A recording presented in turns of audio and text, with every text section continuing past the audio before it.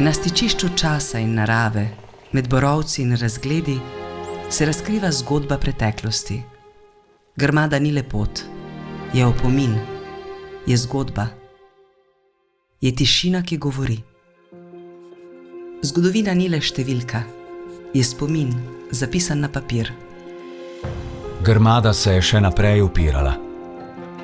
Njena pobočja so bila na vsakem koraku polna strelskih jarkov, zaklonišč, jam.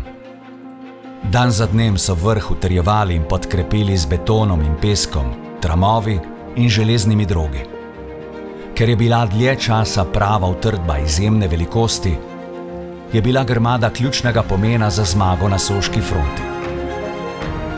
Kdor je pogledal na ta pust grič, prepleten z belimi robovi jarkov, si niti v sanjah ni mogel predstavljati, kakšno je bilo življenje na vzpetini in v njej.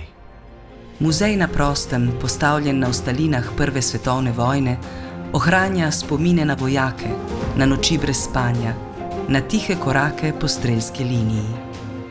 V naravi najdemo mir, ki ga je vojna pretrgala. Danes nas ta kraj spominja, da upanje vedno raste tam, kjer so se ljudje nekoč borili. Pot miru je poklon vsem, ki so trpeli, in opomin za prihodnje generacije.